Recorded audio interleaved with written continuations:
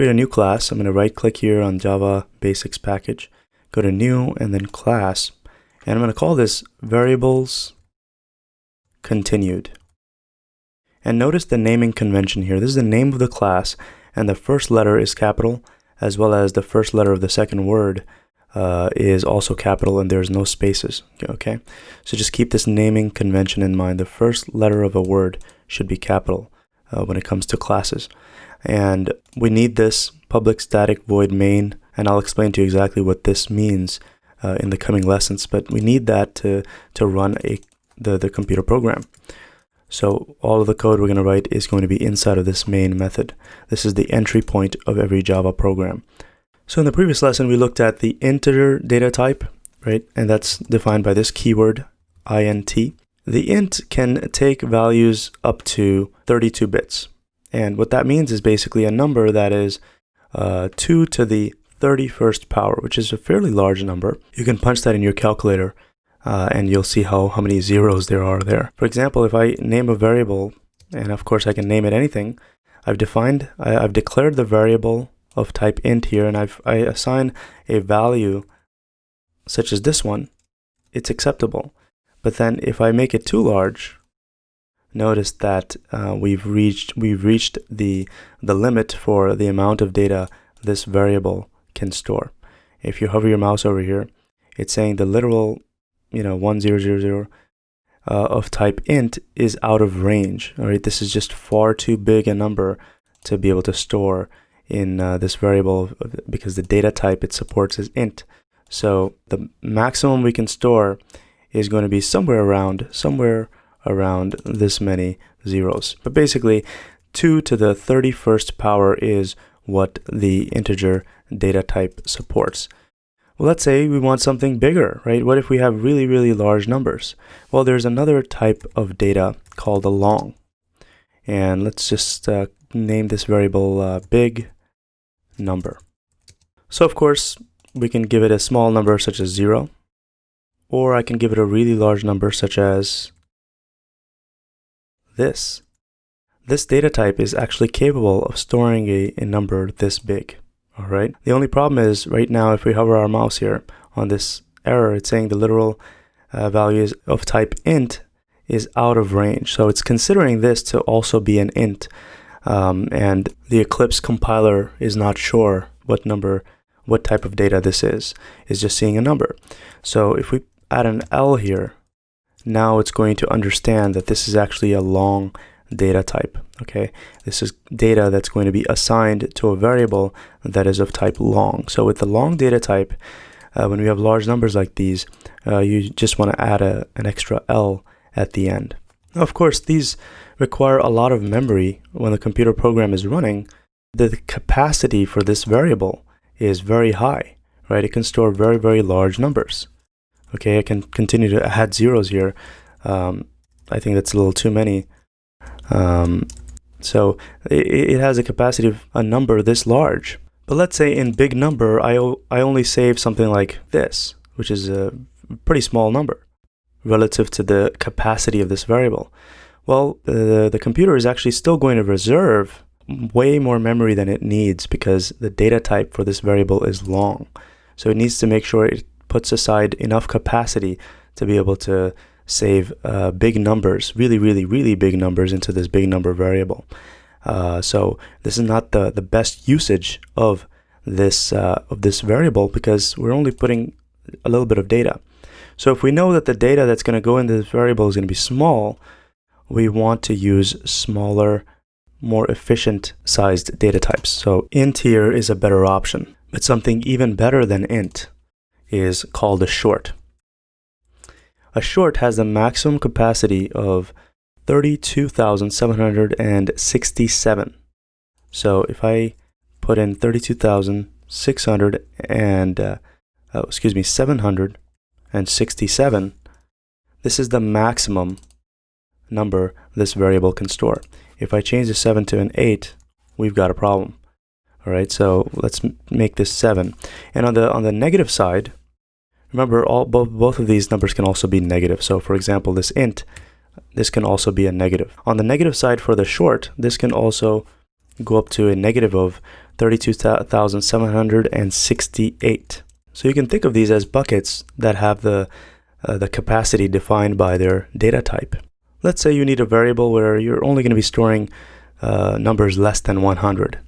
For that, int is still far too big, and short is still pretty big. There's another data type called the byte. And I'm going to say really small number. Okay, I'm just defining a variable here. I can call it anything. But the maximum that this data type supports is 127. This is the maximum number this data type supports. If I make this 128, we've got a problem. This is too large, right? So we need to make this 127. And on the negative end, it goes to 128. Right? This is the minimum that this data type byte supports. Now there are some other data types. I'm going to show you a screen here where it summarizes all of them. But say you need to store decimals. You can't store decimals in either one of these, int, short, a byte. It's not allowed. We need a special data type called a double. And I'm just going to say decimal variable. And we can give it something like 394.003. Moving on, we have another data type called Boolean. And the Boolean just stores a value of true or false. So let's name this variable, I'll just call it decision, and we'll say it's true. I can name this true or false. Both true and false are special keywords in the Java language, and they mean exactly what they say. True evaluates to true and false evaluates to false. And the Boolean data type can only store true and false values. Okay? Now I'm going to cover one more, and that's called a char. The char data type. And I'm just going to name this variable letter because it just can store single characters. So for example, I can store this character, right? Just a single character. And if I make it larger than that, it's going to complain, right? Saying invalid character constant. So it needs to be just a single character, and it could be pretty much anything in quotes, in these single quotes, right? All of these will do. I could put T here, some %sign or $sign or whatever. As long as a single character on the keyboard, this data type supports that. Now to get more details about the different data types that we've covered, I want you to go to a link where it explains this in great detail. I just opened my browser here. So if you navigate to this link, it's going to bring you to this handy tutorial that I recommend you also read along as you go through my course. And these are all the different data types that we went over: the byte, the short, int, long, float, double. I don't think we've seen the float, but you've seen the double. You can read up more about it. It's not important for now, but you've seen some of the others, all of these pretty much data types. And down here is a chart that explains their default value. There's some extra examples down here that I recommend you read. Just save this page as your favorites if you are ever curious about the different data types. For now, we're not going to worry too much about it. We're going to be using simple data types for the remainder of the course because there's a lot more to cover in Java. We're going to be using a lot of int, a lot of double, and Boolean, as well as the string data type for storing sentences and words that we saw in the previous lesson. So far in the course, we have some important takeaways that are going to help you throughout the rest of the course. The number one takeaway is variables are used to store data temporarily, and you could change the value that is stored in there. So we've defined big number here, right? Somewhere down here, big number, I could change that to 6 after this particular line. After this particular line, anything that references big number is going to see the latest value, which is 6. All right. So again, a computer program, the starting point of every Java program is the main method. It starts from here, and code is executed line by line. Okay, each one of these are instructions to the computer on what to do. So it starts from the top of the main method and goes line by line, executing each line of code sequentially. Another thing is these variables have data types. So this big number, right? I can't try to put a decimal in here, right? This is not acceptable because this variable called a big number is a short. So decimals, there's no place for decimals in this data type, right? the bucket would just completely reject it. Think of these as buckets, right? This is a bucket for byte data type. This is a bucket for double data type. This is the bucket for booleans, right? True and false.